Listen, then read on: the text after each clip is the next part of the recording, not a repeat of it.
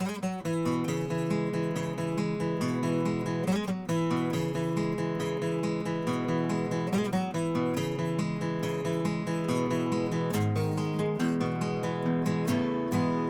empty in the valley of your heart.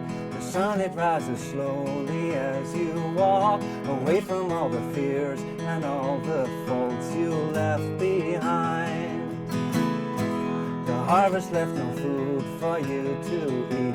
You cannibal, you meat eater, you see. But I have seen the same, I know the shame in your defeat.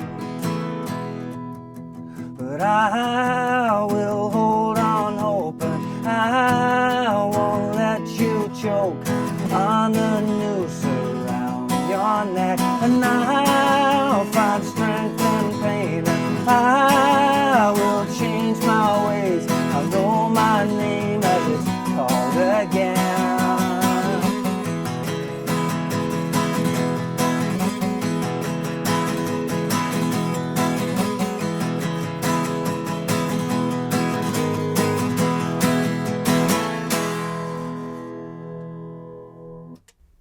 Hey, how you doing? Justin here. Today we are checking out The Cave by Mumford & Sons. Super duper cool tune, this one. Not anywhere near as difficult as it sounds. A lot of fun to play this one. First thing that's really important is that it's in open D tuning. So with the capo off, your tuning will be D, A, D, F sharp, A, D. But I do recommend that you tune up with the capo on. So kind of get it roughly in tune with that what I just mentioned there. Then put your capo on and then tune again. When you tune that time, it'll be E, A, E, G sharp, B, E, I think, as long as my maths is okay today. So much better to tune with the capo on. So we got kind of three kind of vibes going on here. We got the little intro thing with that part, and then we've got the change my name, that little section, and then we've got the little instrumentally part where there's all sorts of different instrumentation going on. I'm going to go to a close-up, I think, because it's going to be a lot easier to see what's going on with a close-up. So riff 1, we're starting here with the second finger in the 2nd fret of the 4th string. We're going to slide it up to the 4th fret and back to the 2nd fret. Then open D, open A. That's the very start of it.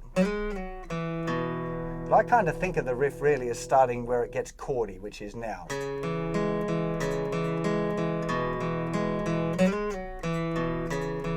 So this is just 2nd finger, 2nd fret of the 5th string, and we pluck 5th string, 4th string, 3rd string, 4th string, and that again. So that's the pattern. I'm using down, down, up, up, down, down, up, up, but I'm going to give you a close-up of that hand in a second. So this first chord, no fingers, melody, 2nd finger down, nothing. Melody again, 2nd finger down, nothing. Then we've got this other little chord. Now, this is a bit of a crammy one, this one. We've got 2nd finger in the 4th fret, like 4 frets above the capo. 2nd finger, 3rd finger, 4th finger, all in the same fret. You're going to have to cram them up. And we've got the open string there as well. And again, we're going to pluck this time 6th string, 5th string, 3rd string, 4th string. It's that same pattern. Down, down, miss one, and then up, up. Open. Same pattern again. 6, 5, 3, 4, 6, 5, and then we've got this little G chord here. So we're just, it's like an E7 chord if you're familiar with E7. 1st finger in the 1st fret, 3rd string, and 2nd finger, 2nd fret of the 5th string. In this tuning, it gives us a G chord, and then we've got the D. So the whole of riff 1.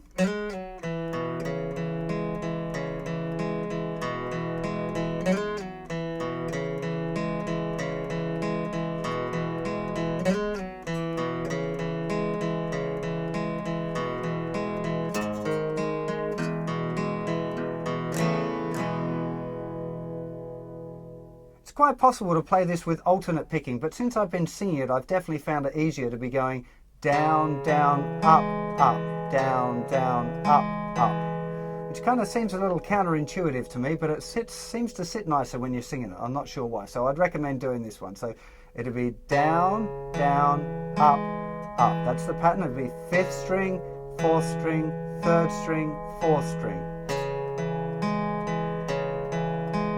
D, lift.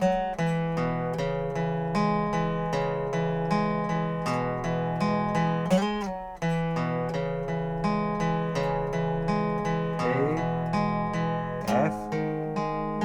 So when it moves over to that block on the 4th fret, down, down, up, up, that's 6th string, 5th string, 3rd, 4th, D.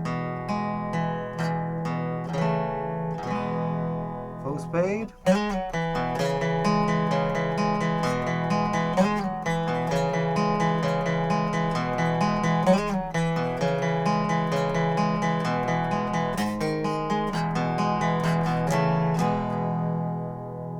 Okay, here we are for Riff 2, which is the chorus, and we're going to start off with a D chord. Now, it kind of starts off a little bit palm muted, so you want to be using the outside palm of your picking hand just to rest on the strings a bit, to get a little bit of a kind of a dampening effect.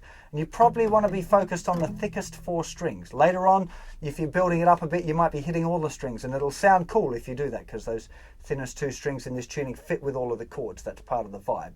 But definitely to start off with, a bit of palm mute action like that is how it's going to start. And we've got 1 bar of D, all down strums playing 8th notes. So 1 and 2 and 3 and 4 and then we go to a G with a D bass, which is open 5 5 5.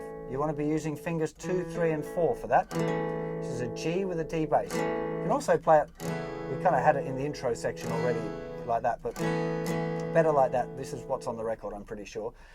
Later on again, you can strum all the strings, but for now, bit of palm mute and just thinking of those 4.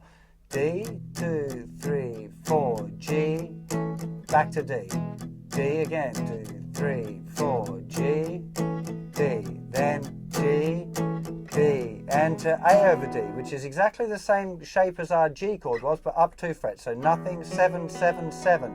And again, you can strum all of the notes later on, but at the beginning stages, you want to keep that palm mute on. So, I will hold on hoping I won't let you choke on the noose around your neck. Now, I also quite like it to not have that open D ringing out sometimes. You know, it kind of works, but especially that chord sounds nicer to me.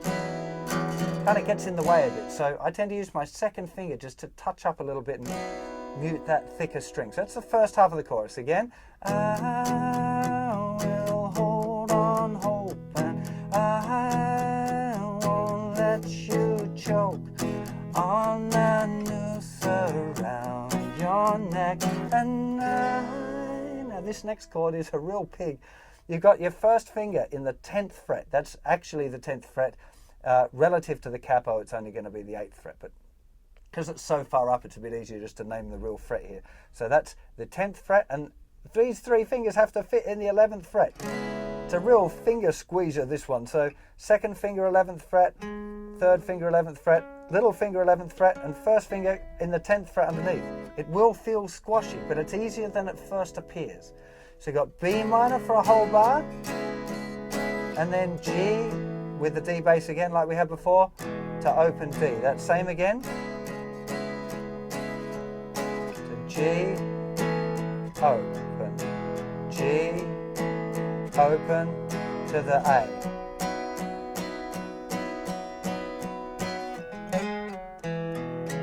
Then we're into the next bit. So again, the whole chorus.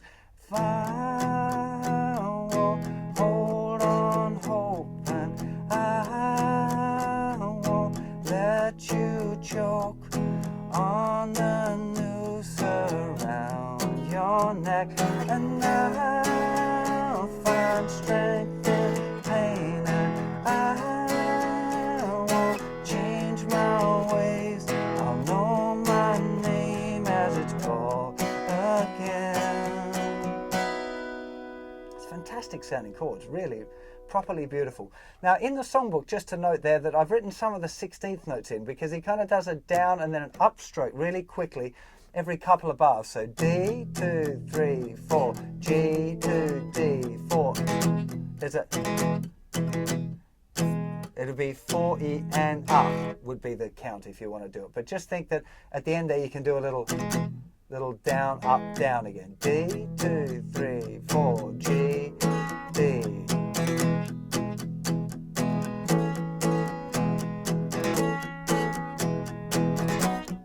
Just those little upstrokes, it kind of gives it a little bit more kind of momentum. You can kind of fit them in where you like, you know, you can feel it out a bit. But I would suggest learning it just with a real straight eighth first and getting used to the palm mute and then gradually lifting it off. So when you're up here, there's no palm mute. It's a really nice way that the chorus kind of lifts up. Now let's rip it straight into riff 3. Now riff 3 is kind of a mixture of the chord thing and of the riff thing. So we've got this. It starts, which is the same as the riff, but we go, so we're hitting that open G as well. So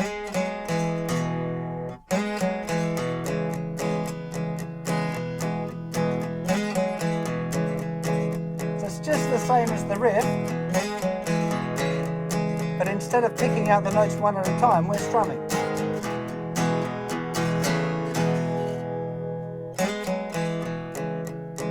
Just second finger, open. A little melody line. Second finger, open.